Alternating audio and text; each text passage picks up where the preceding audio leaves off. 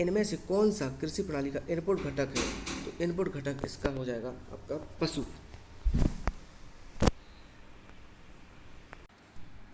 चलिए दोस्तों अगले क्वेश्चन की ओर बढ़ते हैं। अगला क्वेश्चन हमसे पूछ रहा है विशिष्ट कृषि प्रणाली का उद्देश्य अधिकतम करना है। तो विशिष्ट कृषि प्रणाली का अधिकतम उद्देश्य जो होता है, जो करना होता है, उसको प्रोडक्शन, उत्पादन। निम्नलिखित में से कृषि प्रणाली को प्रभावित करने वाले जैविक कारक हैं। तो जैविक कारक दोस्तों पशुधन है। ये क्वेश्चन रिपीटेड है। IIFSR कहाँ स्थित है? तो ये भैया मेरठ में स्थित है, याद रखिएगा। बायोगैस किसका एक घटक है? तो बायोगैस जो है वो एकीकृत कृषि प्रणाली, ऑप्शन नंबर बी के साथ जाएंगे। सही है। लीसा का अर्थ है, लीसा का लो external input, option number C is correct. निम्नलिखित में से कौन सा उद्यम कृषि प्रणाली में निरंतर आय प्रदान करता है? जो निरंतर आय प्रदान करता है उसका आंसर हो जाएगा मुर्गी पालन। जैव जल निकासी का उत्कृष्ट उदाहरण कौन से पौधे होते हैं? तो इसका है यूकेलिप्टस, नीलगिरी। ICAR के अनुसार भारत को कृषि जलवायु क्षेत्र में विभाजित किया गया है। तो भारत के जो कृषि जलवायु क्षेत्र है वो 15 है। लेकिन 2 क्वेश्चन आप और सुनिए, क्योंकि आपसे ये भी क्वेश्चन पूछा जा सकता है कि भारत में कृषि पारिस्थितिकी क्षेत्र कितने हैं? तो 20, और कृषि उप पारिस्थितिकी क्षेत्र कितने हैं? तो 60। ये क्वेश्चन भी पूछा जा सकता है दोस्तों। फसल उत्पादन और पशुपालन को सामूहिक रूप से किस रूप में जाना जाता है? ये भी क्वेश्चन रिपीटेड है। यदि गौर से पढ़ेंगे तो आपको मिश्रित खेती या मिक्स्ड फार्मिंग के रूप से जाना जाता है। का संसाधनों को सीमित मांग के कारण किसी भी फसल प्रणाली में एक स्थान है। इसका लेग्यूम्स हो जाएगा दलहन, ऑप्शन नंबर बी। मधुमक्खी पालन किसानों के लिए एक उत्कृष्ट घटक है। तो इसका आंसर हो जाएगा ऑल, ऑप्शन नंबर डी के साथ जाएंगे। IFM का पूरा नाम क्या है? तो इसका देखिए फुल फॉर्म होता है integrated farming system, option number A.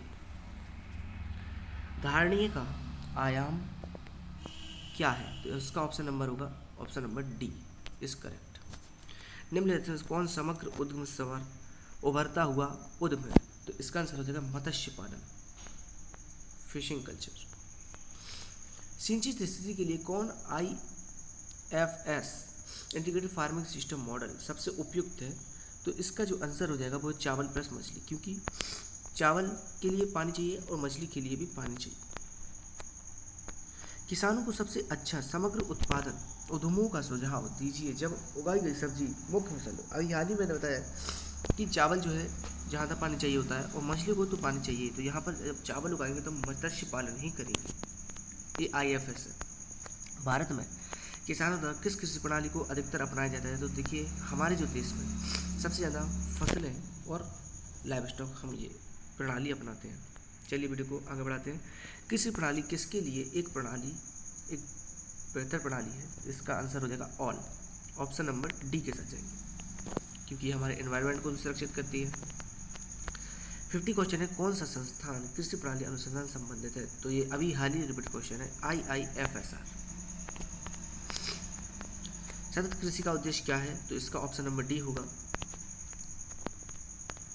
कृषि प्रणाली को किस आधार पर वर्गीकृत किया जा सकता है? तो इसका जो आंसर हो जाएगा ऑल के साथ जाएंगे। फसल के साथ सबसे अच्छा पूरक है, तो हम फसल के साथ पशु करेंगे, मतलब लाइव स्टॉक करेंगे। अगला क्वेश्चन है फसल प्रणाली क्या है? तो फसल प्रणाली है फसल पैटर्न प्लस प्रबंधन, option number A is correct. प्रत्येक किसान द्वारा परिवार को खिलाने के लिए उपयोग किए जाने वाले प्रमुख घटकों में से कौन सा घटक प्रमुख है? तो देखिए हमें खाने के लिए फसलों की आवश्यकता, हम खाना खाते हैं तो वो हमें फसलों से ही मिलती है, तो फसल उत्पादन।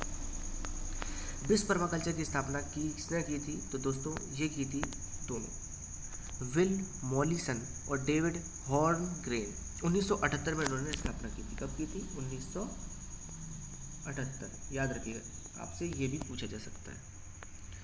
निम्नलिखित में से कौन सी एक संरक्षण कृषि रणनीति है? तो संरक्षण रणनीति का मतलब है देखिए गहन जुताई तो होगा नहीं, ये तो कैंसिल है। अत्यधिक कीटनाशक का उपयोग तो होगा नहीं। फसल के बाद फसल अवशेष को नहीं हटाना चाहिए, ये गलत है। तो हमारा जो ऑप्शन सही हो जाएगा वो हो जाएगा फसल रोटेशन, मतलब क्रॉप रोटेशन। ओके दोस्तों, इसका आंसर ये करेक्ट होगा। संरक्षण कृषि में निम्नलिखित में से कौन अनुशंसित रणनीति है? तो इसका आंसर हो जाएगा संरक्षण जुताई। निम्नलिखित में से ऊर्जा का परंपरागत स्रोत क्या है? तो देखिए ऊर्जा का परंपरागत स्रोत है नेचुरल एनर्जी या गैस, सॉरी नेचुरल गैस इसका करेक्ट आंसर हो जाएगा। बायोगैस के प्राथमिक उत्पाद हैं, तो बायोगैस के प्राथमिक उत्पाद है हमारा मीथेन एंड हाइड्रोजन, तो ऑप्शन नंबर डी के साथ चलेगा। नमस्कार, थैंक यू दोस्तों। अगर वीडियो पसंद आया तो लाइक सब्सक्राइब चैनल को जरूर करिएगा। धन्यवाद।